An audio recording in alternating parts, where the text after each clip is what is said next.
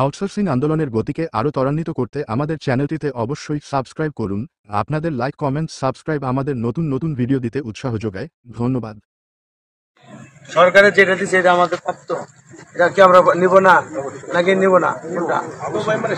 যদি যাই দিচ্ছে এটা তো নিতে হবে, এরপরে আবার হবে সেটা আমরা নিব। সেটা নেওয়ার জন্য কি করতে হবে আমাদের? সেটা নেওয়ার জন্য যে নীতিমালা তৈরি করছে সেই নীতিমালা এক সেট বাড়ি করবা, বাড়ি করে আর এই যে প্রজ্ঞাপনের কাগজটা বাড়ি করবা, বাড়ি করে একটা অ্যাপ্লিকেশন করবো পরিচালক বরাবর।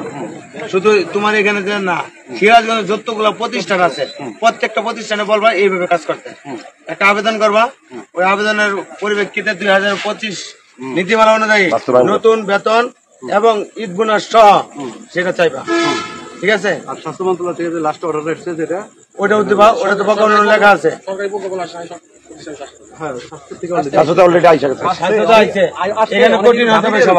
আমাদের ব্যক্তিগতভাবে আমাদের সংগঠন থেকে দেওয়া উচিত। হ্যাঁ, আপনারা এখানে নেতৃত্ব দিচ্ছেন কে?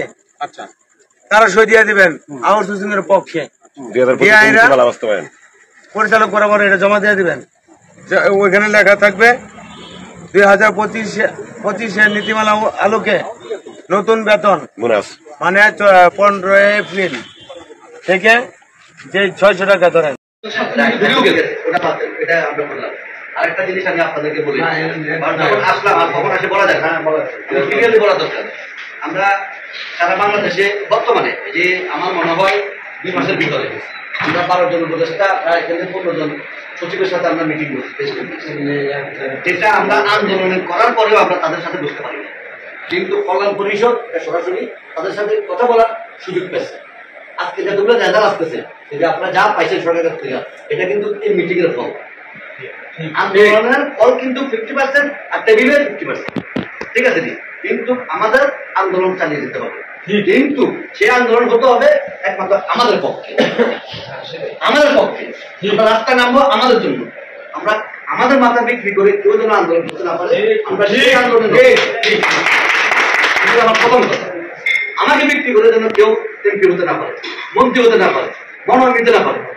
আমি নামবো আমার জন্য, কিন্তু যে নেতৃত্ব দিচ্ছে সে সঠিক আছে কিনা, আমাকে নিয়ে আন্দোলন আসলে নামছে কিনা, সেটা দেখার দায়িত্ব আপনাদের। ঠিক আছে, আমি কথা শর্ট করবো। আমরা কিছুদিন আগে মাননীয় প্রধান উপদেষ্টাকে একটা চিঠি দিচ্ছি, সরকার লেভেল, সরকার প্রধানকে। কারণ আমরা যতগুলো মিটিং করছি সব মিটিং এ দেখলাম যে আসলে আমাদের যে মূল দাবিটা তারা হয়তো বুঝতে পারবে না। উপদেষ্টা বলেন, আমলা বলেন, তাদের কথা আমরা বুঝতে পারলাম। তাহলে আমার সর্বশেষ জায়গাটা কোথায়? সরকার প্রধান। আমরা তাদেরকে চিঠি পাঠাচ্ছি, হয়তো আমরা 4-5 দিনের ভিতরে ওখান থেকে একটা আমন্ত্রণপত্র পাবো 12 জন সদস্য।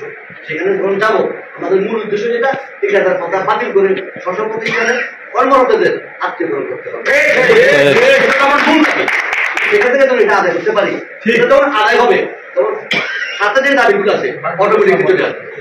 ঠিক আছে, এটার জন্য আপনারা আমাদেরকে দোয়া করবেন। আমাদের উপরে যে আস্থাটা আপনাদের আছে সেটা যেন বহাল থাকে, আমরা সেই কাজটাই করতেছি।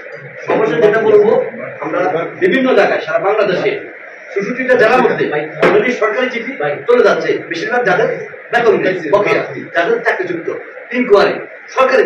আমরা কালকে রাত্রে যাবো খুলনা, আমাদেরকে সরকারি সফরে সরকার আমাদেরকে ডাকছে 3 জন প্রতিনিধি, 3 জন যাবো ওইখানে পুরো খুলনা বিভাগের যে সমস্যাটা আমরা ইনশাল্লাহ সমাধান করে আসবো। তাহলে এটার জন্য আমাদের জন্য একটা ক্লাস করে, ঠিক আছে, যেন আমাদের কান্না সুস্থ রাখে, সেটা আপনার মধ্যে দোয়া করবে। আপনাদের প্রতিটা কদম কাজটা যেন সফল করতে পারে, প্রতিটা সমস্যা সমাধান করতে পারি। আর যে বৈষম্য তৈরি করবো, ওই প্রতিষ্ঠানের পরিচালক হোক, আমলা হোক, আমরা ওই প্রতিষ্ঠানে আবার 5,000 পুরস্কার দেবো।